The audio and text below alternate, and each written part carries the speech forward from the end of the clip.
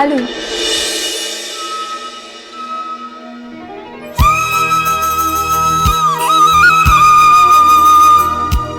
ಹಾಳ್ರಿ.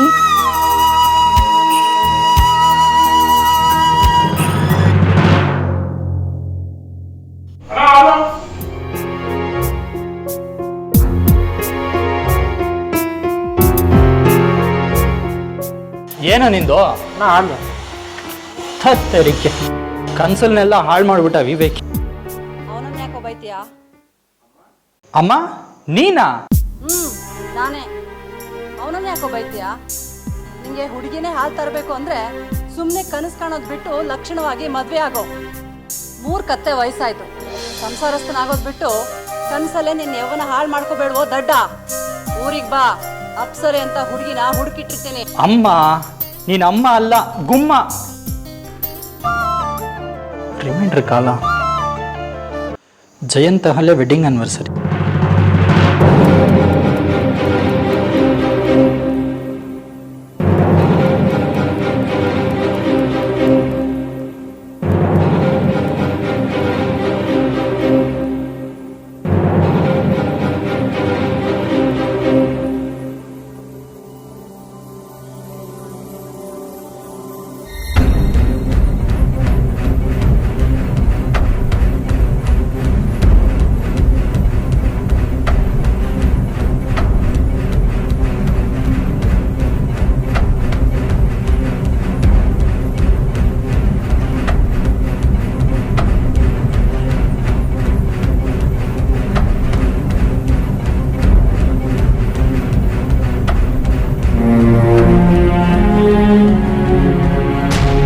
ಜಯಂತ್,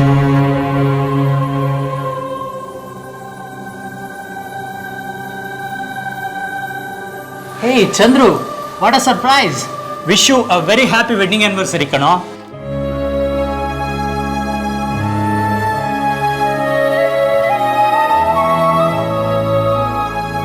ಅಹಲ್ಯ ಅವರೇ, ನಿಮಗೂ happy wishes. Thank you. ತಗೊಳ್ಳಿ ಸ್ವೀಟ್ಸು. ಯಶಸ್ವಿ ದಾಂಪತ್ಯದ ಸಂಭ್ರಮಕ್ಕೆ. ಹೇಗಿದ್ದೀರಾ? ಹಾ, ನಾನು ಚೆನ್ನಾಗಿದ್ದೀನಿ. ನೀವು ಹೇಗಿದ್ದೀರಾ? ಏನೋ ಹೀಗಿದ್ದೀನಿ.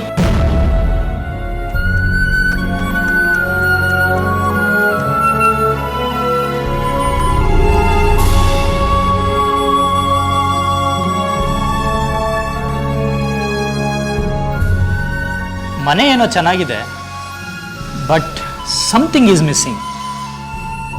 ನೀನು ಬಂದಿದ್ದು ಒಳ್ಳೇದೇ ಆಯಿತು. ನಾನೇ ಫೋನ್ ಮಾಡಬೇಕು ಇಲ್ಲ ಮೆಸೇಜ್ ಕಳಿಸ್ಬೇಕು ಅನ್ಕೊಂತ ಇದ್ದೆ, ಆಗಲಿಲ್ಲ. ಹಾಳಾದ್ದು. ಈ ನಡುಕ್ಕೆ ನಾನು ಅನ್ಕೊಂಡಿದ್ದು ಯಾವುದೂ ಆಗ್ತಾಯಿಲ್ಲ. ಬಾ ಚಂದ್ರು, ನಿನ್ನ ಹತ್ರ ನಾನು ಸ್ವಲ್ಪ ಮಾತಾಡಬೇಕು.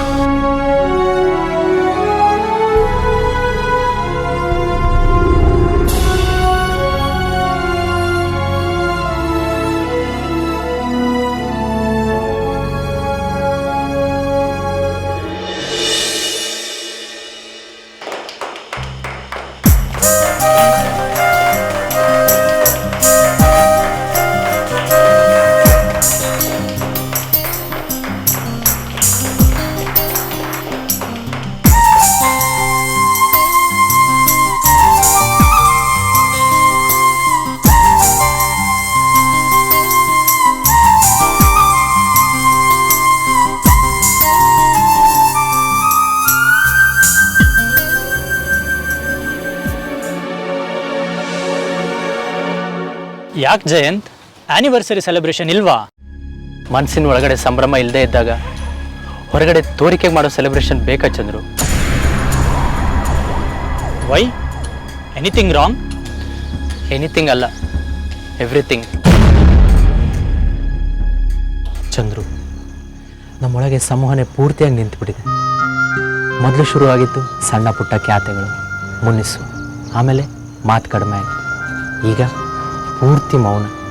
ಸಹಿಸ್ಕೊಳಕ್ಕಾಗ್ತಾ ಇಲ್ಲ. ಒಳ್ಳಲ್ಲಿರೋ ಬೆಂಕಿ ಹೊರ ಹಾಕದೆ ಒದ್ದಾಡ್ತಾ ಇದ್ದೀನೋ. ತಪ್ಪು ನಂದು ಅವಳದು ಗೊತ್ತಾಗ್ತಾ ಇಲ್ಲ. ಹಠ ಮಾಡ್ತಾಳೆ, ತುಂಬ ನೋಯಿಸ್ತಾಳೆ, ಕೆಲವೊಂದ್ಸಲ ತೀರ ಸ್ವಾರ್ಥಿ ಅನಿಸ್ತಾಳೆ. ಎಲ್ಲಾದರೂ ಓಡೋಗೋಣ ಅನಿಸ್ತಾ ಇದೆ. ನನಗೆ ಅವಳು ಬೇಕನ್ನಿಸ್ದಾಗ ಅವಳು ತಣ್ಣಗಿರ್ತಾಳೆ, ನಾನು ತಣ್ಣಗಿದ್ದಾಗ ಅವಳು ಉತ್ಸಾಹದಲ್ಲಿರ್ತಾಳೆ. ಒಂದು ಮಗು ಇದೆ, ಅಜ್ಜಿ ಮನೇಲಿ ಬಿಟ್ಟಿದ್ದೀನಿ. ಈಗ 3 ತಿಂಗಳು ಬಸ್ರಿ. ಗಂಡ ಹೆಂಡ್ತಿ ನಡುಕ್ಕೆ ಎಷ್ಟೇ ಜಗಳ ಆಗ್ತಾ ಇರಲಿ, ಮಕ್ಕಳು ಮಾತ್ರ ಆಗ್ತಾ ಇರ್ತಾರೆ. ಅವಳಿಗೆ ಅವಳ ಅಪ್ಪನ ಶ್ರೀಮಂತಿಕೆ ಗೊತ್ತು. ಈ ತೋಡಿಕೆ ಜಗತ್ತಿನಲ್ಲಿ ನಾಶವಾಗ್ತಿದ್ದಾಳೆ. ನನ್ನ ಅನಿವಾರ್ಯ ಪರಿಸ್ಥಿತಿ ಅವಳಿಗೆ ಅರ್ಥ ಆಗ್ತಾನೇ ಇಲ್ಲ.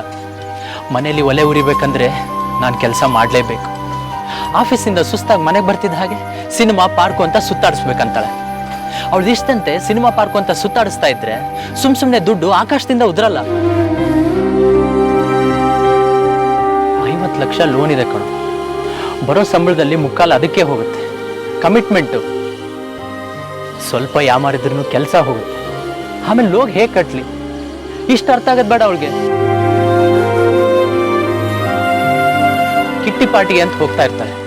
ಅಲ್ಲಿ ಹೋದಾಗ್ಲೆಲ್ಲ ಇವಳಿಗೆ ಹೊಸ ಸೀರೆನೇ ಬೇಕು. ಅದ್ಯಾವುದೋ ತಿಂಡಿ ತಿನ್ನೋದಕ್ಕೆ ಮದ್ದೂರ್ವರೆಗೂ ಡ್ರೈವ್ ಮಾಡ್ಕೊಂಡು ಹೋಗ್ಬೇಕು ಅಂತ ಎಕ್ಸ್ಪೆಕ್ಟ್ ಮಾಡ್ತಾಳೆ. ಈ ಬೆಂಗಳೂರು ಟ್ರಾಫಿಕಲ್ಲಿ ಅದೆಲ್ಲ ಸಾಧ್ಯನಾ? ಇಷ್ಟಕ್ಕೂ ನಾನೇನು ಲೈಫ್ ಎಂಜಾಯ್ ಮಾಡ್ತಾ ಇದ್ದೀನಿ. ಕೆಲಸದ ಒತ್ತಡದಲ್ಲಿ ಮನೆಗೆ ಬಂದು ಹಾಸಿಗೆಗೆ ಬಿದ್ದರೆ ಸಾಕು ಅಂತ ಅನಿಸ್ತಾ ಇರುತ್ತೆ. ವಾರಕ್ಕೆ 1 ದಿನ ರಜಾ ಅಂತ ಭಾನುವಾರ ಎದ್ದಾಗ ಲೇಟ್ ಆಗುತ್ತೆ.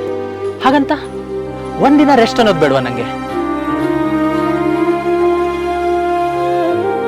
ಅವತ್ತೇ ಏನಾದರೂ ಪ್ರೋಗ್ರಾಮ್ ಹಾಕೊಂಡಿರ್ತಾಳೆ. ಅದರಿಂದ ತಪ್ಪಿಸ್ಕೊಳಕ್ಕಾಗಲ್ಲ, ಅದನ್ನ ಅನುಭವಿಸೋಕ್ಕೂ ಆಗಲ್ಲ. ನಾ ಕರಗ್ತಾ ಇದ್ದೀನಿ ಚಂದ್ರು. ಎಲ್ಲ ಇದ್ದು ಅನುಭವಿಸೋಕ್ಕಾಗ್ತಾ ಇಲ್ಲ. ನನ್ನ ಮಾತು ಅವಳಿಗೆ ಬೇಡ, ಅವಳ ಮಾತು ನನಗೆ ಬೇಡ. ನಡುವೆ ಅಸಹಾಯಕ ಮಗು. ನನಗೇನು ಮಾಡ್ಬೇಕಂತಲೇ ಗೊತ್ತಾಗ್ತಿಲ್ಲ. ನಿಂಗೇನಾದರೂ ಮಾಡೋಕ್ಕಾಗತ್ತಾ? ಜಯಂತ, ಇದನ್ನೆಲ್ಲ 3ನೇವ್ರು ಸರಿ ಮಾಡೋದಕ್ಕಾಗಲ್ಲ ಕಣೋ. ನೀವೇ ಸರಿ ಆಗಬೇಕು. ನಾವು ಮೂತಿ ಹಾಕಿದ್ರೆ ಇನ್ನಷ್ಟು ಹಾಳಾಗುತ್ತೆ. ಒಳ್ಳೆ ಮನೆ ಕಟ್ಸಿದ್ಯಾ, ಮನೆ ಸುತ್ತ ಹೂಗಳನ್ನ ಬೆಳೆಸು. ದಿನ ರಾತ್ರಿ ಅಹಲ್ಯಾಗೂ ಮಗುಗೂ ಆಕಾಶ ನಕ್ಷತ್ರ ತೋರಿಸು. ಆಫೀಸಿಂದ ಅಹಲ್ಯಾಗಿ ದಿನ ಫೋನ್ ಮಾಡಿ ಊಟ ಆಯ್ತಾ ಅಂತ ವಿಚಾರಿಸು. ಸಂಡೇ ನಿನಗೂ ರೆಸ್ಟ್ ಬೇಕು ನಿಜ. ಮಧ್ಯಾಹ್ನದ ಮೇಲೆ ಸಿನಿಮಾಗೆ ಕರ್ಕೊಂಡೋಗು, ಶಾಪಿಂಗ್ ಮಾಡು, ಮಲ್ಲಿಗೆ ಹೂ ಕೊಡಿಸು. ಇಬ್ಬರು ಒಟ್ಟಿಗೆ 1 ಮೈಲಿ ವಾಕ್ ಮಾಡಿ, ಬೆಳಗ್ಗೆ ಬೇಗನೆ ಎದ್ದು ಸೂರ್ಯೋದಯ ನೋಡಿ.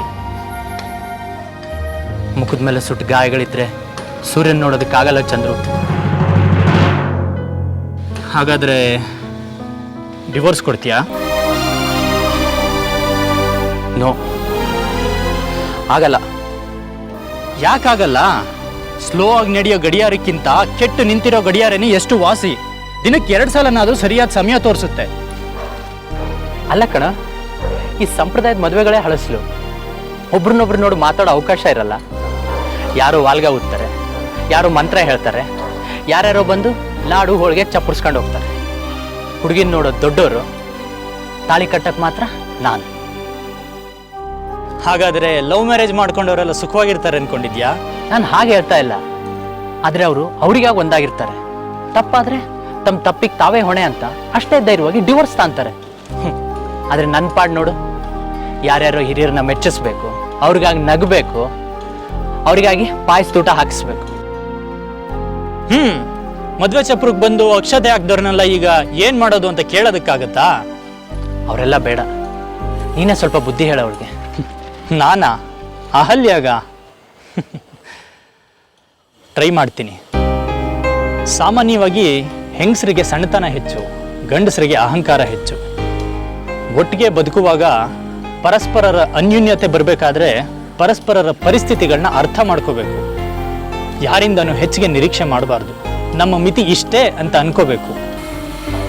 ನಮಗೆ ನಾವೇ ಜಡ್ಜ್. ಸಹನೆ ಪ್ರೀತಿಗಳಿಂದ ಮಾತ್ರ ಗೆಲ್ಲೋದಕ್ಕೆ ಸಾಧ್ಯ. ಭಾವನೆಗಳು ಹೆಪ್ಪುಗಟ್ಟಬಾರ್ದು. ಅಹಲ್ಯ ಮಡ್ಲಲ್ಲಿ ಒಂದ್ಸಲ ಬಿಕ್ಕಿ ಬಿಕ್ಕಿ ಹತ್ಬಿಡು. ಒಬ್ರು ಸರಿ ಹೋದ್ರೆ ಇನ್ನೊಬ್ರು ಸರಿ ಹೋಗ್ತೀರಿ. ಅಹಲ್ಯ ಒಳ್ಳೆ ಹುಡುಗಿ. ಜಯಂತ, ನಿನ್ನ ಬೇಸರಗಳನ್ನ ನೀನೇ ನಿವಾರಿಸ್ಕೋಬೇಕು. ನೋಡು, ಕೆಲಸಗಳ ನಡುವೆ ಬಿಡು ಮಾಡ್ಕೊ. ಆಧ್ಯಾತ್ಮ ಓದು, ಯೋಗಾಸನ ಮಾಡು.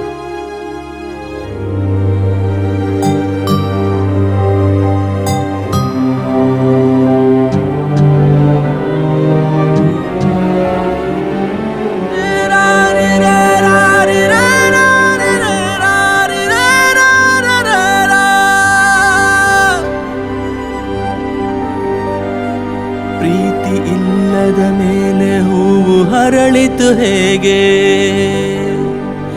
ಮೋಡ ಕಟ್ಟಿತು ಹೇಗೆ ರೇ ರಾ ರೇ ರಾ ರೇ ರೇ ರಾ ರೇ ರೇ ರಾ. ಅಹಲ್ಯ ಅವರೇ, ನಾವು ಹೊರಡ್ತಾ ಇದ್ದೀನಿ. ನಿಮ್ಮ ಮದುವೆ ವಾರ್ಷಿಕೋತ್ಸವದ ಪಾಯಸದ ಊಟ ಹಾಕ್ತೀರಾ ಅಂತ ಹೇಳಿ ಬಂದೆ, ಆದರೆ ನೀವು ಕೋಲ್ಡ್ ವಾರ್ ಮಾಡ್ತಾ ಇದ್ದೀರಿ. ಯಾಕಾಯ್ತು ಹೀಗೆಲ್ಲ? ನಿಮ್ಮ ಮದುವೆ ದಿನ ಅದೆಷ್ಟು ಸಂಭ್ರಮದಲ್ಲಿದ್ರಿ, ಏನು ನಗೆ, ಏನು ಉತ್ಸಾಹ, ಏನಾಯ್ತು ಅದೆಲ್ಲ? ಮೂಲತಃ ನೀವಿಬ್ರು ಕೆಟ್ಟವರಲ್ಲ, ಆದರೆ ವಿಚಿತ್ರ ಪ್ರತಿಷ್ಠೆಗಳಿಗೆ ಜೋತು ಬಿದ್ದು ನಿಮ್ಮ ಸುಖನ ಹಾಳು ಮಾಡ್ಕೊಂಡಿದ್ದೀರಿ. ನನಗೆ ಗೊತ್ತು ಅವ್ರು ನನ್ನ ಬಗ್ಗೆ ನಿಮ್ಮ ಹತ್ರ ಏನೆಲ್ಲ ಹೇಳಿದ್ದಾರೆ ಅಂತ. ನೀವು ನಂಬಿರ್ತೀರ. ಎಷ್ಟೇ ಆದರೂ ಅವ್ರು ನಿಮ್ಮ ಫ್ರೆಂಡ್ ಅಲ್ವಾ? ಇಲ್ಲ, ನಾನು ನಂಬೋದು ನಂಬದೇ ಇರೋದು ಎರಡೂ ಮುಖ್ಯ ಅಲ್ಲ. ಈ ಮನೇಲಿ ಸುಖ ನೆಲೆಸ್ಬೇಕು ಅನ್ನೋದಷ್ಟೇ ಮುಖ್ಯ. ಹೋಗ್ಲಿ, ನಿಮ್ಮ ವರ್ಷನ್ ಏನಂತಾದ್ರೂ ಹೇಳಿ, ನಾನು ಜಯಂತ್ಗೆ ಅಡ್ವೈಸ್ ಮಾಡ್ತೀನಿ. ನಿಮ್ಮ ಫ್ರೆಂಡ್ಗೆ ತಲೆ ಸರಿ ಇಲ್ಲ ಅಲ್ರಿ. ಬದುಕೋದಕ್ಕೆ ದುಡ್ಡು ಬೇಕು ನಿಜ, ಆದ್ರೆ ನಾವು ಸಂಪಾದನೆ ಮಾಡೋದು ಯಾರಿಗೋಸ್ಕರ? ಮನೆಯವ್ರನ್ನ ಸುಖವಾಗಿಡ್ಬೇಕು ಅಂತ ತಾನೆ. ಈಗ ಸುಖವಾಗಿರ್ದೆ ಇನ್ಯಾವಾಗ? ಬಾಯಲ್ಲಿರೋ ಹಲ್ಲೆಲ್ಲ ಉದ್ರಿ ಮೈ ಚರ್ಮ ಸುಕ್ಕಾದ್ಮೇಲ ಪ್ರಪಂಚದ ಜವಾಬ್ದಾರಿನೆಲ್ಲ ತಾವೊಬ್ಬರೇ ಹೊತ್ಕೊಂಡಿರೋ ತರ ಬೆಳಗ್ಗೆನೆ ಆಫೀಸಿಗೆ ಹೋಗ್ತಾರೆ. ಮನೆಗೆ ಬಂದ್ಮೇಲೆ ಆ ಲ್ಯಾಪ್ಟಾಪ್ಗೆ ಅಂಟ್ಕೊಂಡೇ ಕೂತಿರ್ತಾರೆ. ಯಾರ್ಯಾರ ಜೊತೆಗೂ ಚಾಟಿಂಗ್ ಮಾಡ್ತಾರೆ, ಎಲ್ರ ಜೊತೆ ನಗ್ನಗ್ತಾ ಮಾತಾಡ್ತಾರೆ. ಆದ್ರೆ ಅದೇ ನಗು ಮುಖ ನನ್ ಜೊತೆ ಮಾತಾಡ್ಬೇಕಾದ್ರೆ ಎಲ್ಲಿಗೆ ಹೋಗಿರುತ್ತೆ ಹೇಳಿ? ಹಾಗಂತ ಕೇಳಿದ್ರೆ ಜಗಳ ಆಗುತ್ತೆ. ನನ್ ಮೇಲೆ ನಿನ್ಗೆ ಅನುಮಾನನ ಅಂತ ವಾಯ್ಸ್ ರೇಸ್ ಮಾಡಿ ಮಾತಾಡ್ತಾರೆ. ಮನೇಲಿರೋ ಹೆಂಡತಿ ಮಗುಗೆ ಟೈಮ್ ಕೊಡಿ ಅಂದ್ರೆ ನನಗೆ ಕೆಲಸ ಇದೆ, ಪ್ರಾಜೆಕ್ಟ್ ಕೈ ತಪ್ಪು ಹೋಗುತ್ತೆ ಅಂತಾರೆ. ನಿಮಗೆ ಗಮನ ಕೊಡ್ಕೊಂಡು ಕೂತ್ಕೊಂಡ್ರೆ ನನ್ನ ಕೆಲಸ ಎಲ್ಲ ಹಾಳಾಗುತ್ತೆ, ದುಡ್ಡು ಬರಲ್ಲ ಅಂತಾರೆ. ಮಗುಗೆ ನನ್ನ ಅಪ್ಪನ ಜೊತೆ ಆಟ ಆಡ್ಬೇಕು ಅಂತ ಆಸೆ ಇರುತ್ತೆ ತಾನೆ, ಅದು ಇವ್ರಿಗೆ ಅರ್ಥ ಆಗ್ಬೇಕು ಬೇಡ್ವೋ? ಅದ್ ಹೇಳೋ ಹೊತ್ತಿಗೆ ಇವ್ರು ಆಗ್ಲೇ ಆಫೀಸ್ಗೆ ಹೊರಟಿರ್ತಾರೆ. ಸಂಜೆ ಮನೆಗೆ ಬರೋ ಹೊತ್ತಿಗೆ ಅದಾಗ್ಲೇ ಮಲ್ಗಿರುತ್ತೆ. ಮಗು ಕೇಳೋ ಪ್ರಶ್ನೆಗೆ ಉತ್ತರ ಹೇಳಿ ಹೇಳಿ ನನಗೂ ಸಾಕಾಗಿದೆ. ಅದಕ್ಕೆ ಮಗುನ ನನ್ನ ತಾಯಿ ಮನೇಲಿ ಬಿಟ್ಟು ಬಂದಿದ್ದೀನಿ.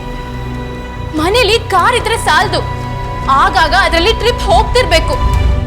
ಕೊನೆ ಪಕ್ಷ ಇರೋ ಒಂದ್ ಸಂಡೇನಾದ್ರೂ ಹೊರಗಡೆ ಕಳಿಬೇಕು ಅಂತ ಹೆಂಡತಿ ಅದ್ ನನ್ಗೆ ಆಸೆ ಇರಲ್ವಾ ಹೇಳಿ? ದಾಂಪತ್ಯ ಕೂಡ ಆಗಾಗ ಕೊಳೆ ಆಗೋ ಬಟ್ಟೆ ಥರ, ಅದನ್ನ ನಡುಬದಿಯಲ್ಲಿ ಒಗಿಬಾರ್ದು. ಗಂಡನು ಹೆಂಡತಿನೂ ಸೇರಿ ಒಗಿಬೇಕು. ನಿಮ್ಮ ನಡುವೆ ಇರೋ ಕೊಳೆ ತೊಲಗಬೇಕು, ಶುಭ್ರ ಆಗಬೇಕು. ನೀವು ಸ್ವಲ್ಪ ದಿನ ನಿಮ್ಮ ತಾಯಿ ಮನೆಗೆ ಹೋಗಿ, ಅಲ್ಲೇ ಒಂದು ವಾರ ಇರಿ. ಜಯಂತನ್ ಬಿಟ್ಟಿರೋದಕ್ಕಾಗಲ್ಲ ಅಂತ ಅನ್ಸಿದ್ರೆ ಮಾತ್ರ ಬನ್ನಿ. ಬೇರೆ ಬೇರೆ ಇದ್ದಾಗ ಮಾತ್ರ ಪ್ರೀತಿ ಆಳ ಗೊತ್ತಾಗೋದು. ಈ ಮನೇಲಿ ಒಂದು ಒಳ್ಳೆ ಲೈಬ್ರರಿ, ಗಜಲ್, ಹೂದೋಟ ಯಾಕೆ ಮಾಡಬಾರ್ದು? ನೀವು ನಾಳೆನೇ ನಿಮ್ಮ ತವ್ರ ಮನೆಗೆ ಹೋಗಿ ಒಂದು ವಾರ ಬಿಟ್ಟು ನೋಡಿ. ಚೆನ್ನಾಗಿ ಹೇಳಿದ್ರಿ.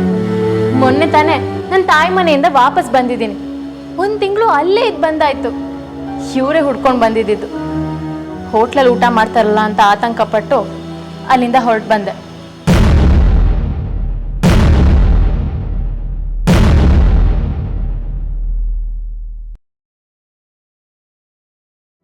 ನೋಡೋ, ಈ ಮನೇಲಿ ಹುಟ್ಟಿರೋ ಪ್ರಶ್ನೆಗಳಿಗೆ ಉತ್ತರನೂ ಇದೇ ಮನೇಲಿ ಹುಟ್ಟಬೇಕು. ಅದು ನಿಮ್ಮಿಬ್ರು ಎದೆನಲ್ಲೇ ಹುಟ್ಟಬೇಕು. ಇಲ್ಲಿ ನಾನು ಮಾಡಬೇಕಾದದ್ದೇನೂ ಇಲ್ಲ. ಇಬ್ಬರು ವಿಚಾರನೂ ನಿಮ್ಮ ಪಾಲಿಗೆ ಸರಿಯೇ, ಆದರೆ ಹೊಂದಾಣಿಕೆ ಹೊರತು ಬೇರೆ ದಾರಿ ಇಲ್ಲ. ಸರಿ, ನಾನಿನ್ನು ಬರ್ತೀನಿ.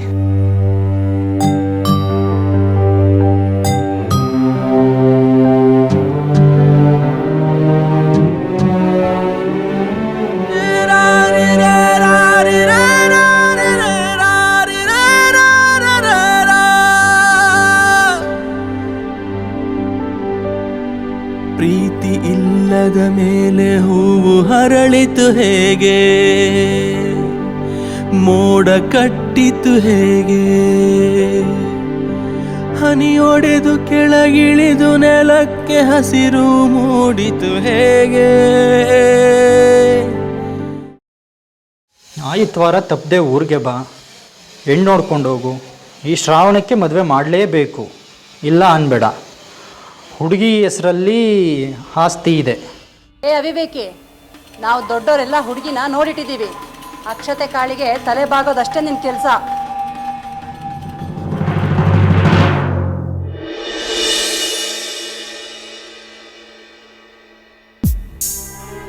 ಅಮ್ಮ, ನಾನು ಯಾವಾಗಲೂ ನಿನ್ನನ್ನು ಗುಮ್ಮ ಅಂತಿದ್ದೆ, ಆದರೆ ಈಗ ನಾನು ಕನ್ಫ್ಯೂಸ್ ಆಗ್ತಿದೆ, ಗುಮ್ಮ ನೀನಾ ಅಥವಾ ನಾನು ಮದುವೆ ಆಗೋ ಹುಡುಗಿನಾ ಅಂತ.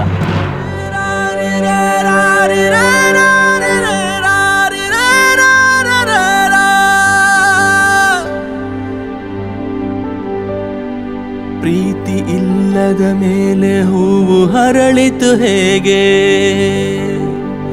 ಮೋಡ ಕಟ್ಟಿತು ಹೇಗೆ, ಹನಿಯೊಡೆದು ಕೆಳಗಿಳಿದು ನೆಲಕ್ಕೆ ಹಸಿರು ಮೂಡಿತು ಹೇಗೆ.